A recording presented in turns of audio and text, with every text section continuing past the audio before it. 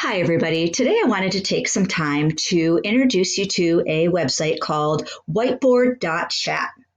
And this is just what it sounds like. It is an online, virtual, digital, whatever you want to call it, whiteboard that you can use to level up and elevate your virtual and hybrid instruction. I'm really excited to be able to show you this. I've had it for a little bit.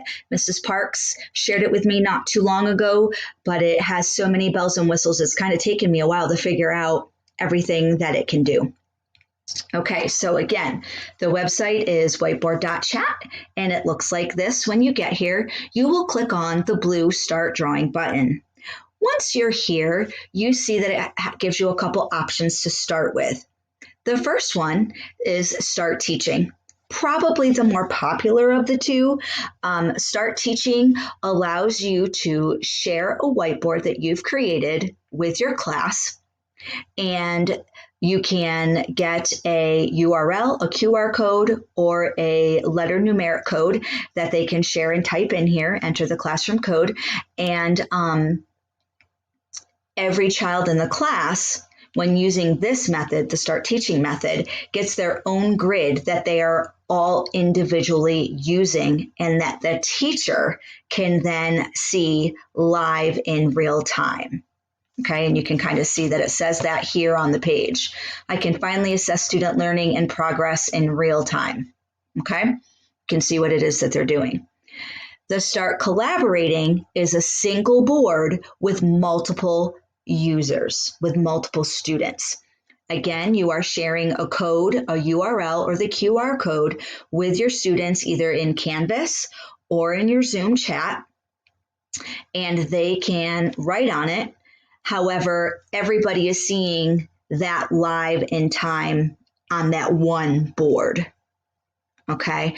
Whereas the class doesn't see other students' grids or whiteboards in the Start Teaching model, okay? So just a little bit of a difference, okay? So I have one set up. Here it is. All right, it says color the rec and rec to equal the total. You can see I have imported a PDF. Whiteboard.chat allows several different things. You can add audio or video media. Okay, you can move and resize things. You can select. You have lots of tools that you can use, shapes and arrows and all kinds of things, pointers, there's dice. Okay. There's the tools, upload files and images. Files is in PDFs. There's your draw tool, your erase tool, your text tool, and then there's a lasso tool. Okay. Up here across the top, you have a timer. These are your users. So this red one is me. It's for Mrs. Katz. I could click on it.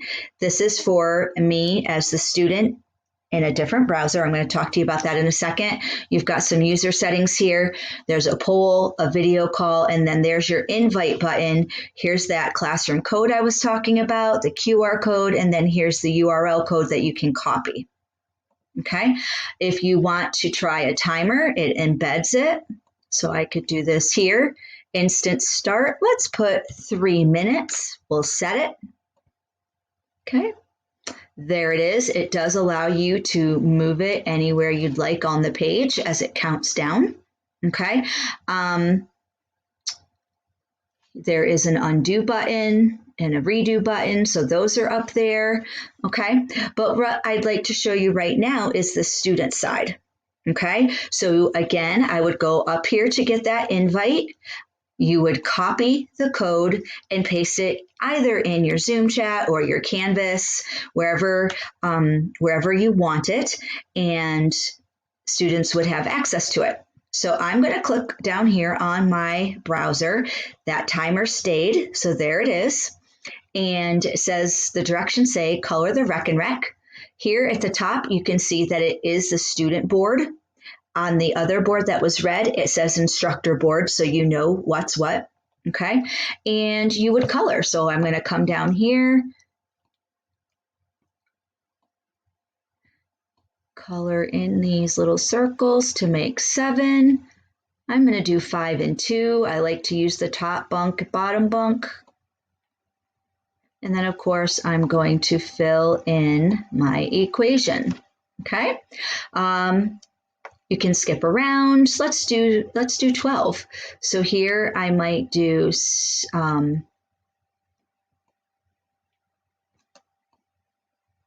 trying to hurry. It's difficult to do this with a mouse. So make sure you're being patient with your students.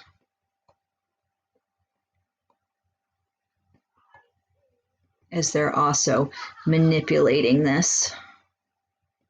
And I would write the sentence 6 plus 6. So the student would do this. They would know that they might have this much time to complete the activity. So now I'm going to go back over to the teacher side. And if I come down here, you can see that it says grid view, okay, at the bottom. When I go to grid view, it's going to show me all of my students. So right now you can see here's my instructor board. It says Mrs. Katz. And then here's my student board. It says Tina.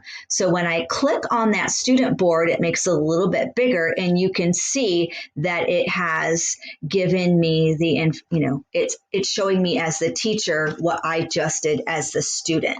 So I could sit here with all of these grids up while my students, this grid here, this grid 3 might be little Tommy working, and then I might have 3 more grids right underneath it. And I could see what my students were doing on this. And so if I wanted to zoom in on Tina, I would click on her. I could watch as she's working. Okay. Apparently I can join her. Okay. And there's the timer. The timer is currently going off. And if you just click it, it goes away. Okay. All right. So there's that. Okay. So that's just one way that you could use this. Now, if I keep going, this guy right here, this manage boards, gives me boards that I've created as I've been kind of playing around and whatnot. So I have one open. I'm going to click the eyeball so I can see it. And this is my teacher one. It says instructor board. Okay. Directions, add labels to this photograph. So if you were practicing your nonfiction unit, you could do that. And then come back down here to your grid view. And as students are working, you could see what it is that they were up to. Okay. So here's one that Tina did. Okay. And it saves it right in there for me. Okay. Here's another one that I did. I was trying to get as many students as I could. So basically, this is a Chrome browser. This was a Brave browser. Whoop. And then this one was Edge. So I used 3 different browsers so I could play around. If you wanted to do that and test things out, that's a good way to do it. Brave is a free download. So it's, and it's a great browser. And it actually works with Canvas pretty well too. So that's how I got my 3 students. They're all me. They're just all me in a different browser so I could play around a little bit. Okay, so that's what I have for you with whiteboard.chat. Actually, I might even have, this is a collab practice one. So if I click here, all right, I think, not gonna let me, yep. I uploaded it might not be here. Oh, here we go. Just took a while to load. It's a phonics board. Okay, same type of thing. Okay,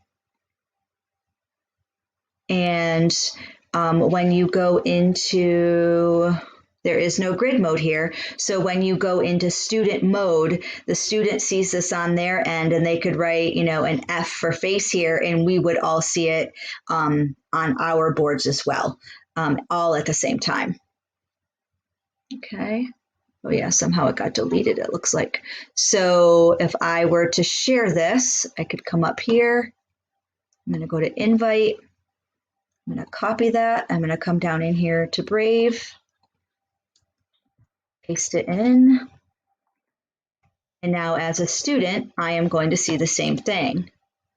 So as a student, I'm going to write an F for face. I'm going to go back over to teacher mode. And now I see that F for face that little Tina just wrote. Okay, I might suggest here space. And what's kind of neat is, well, it wants me to close that sidebar.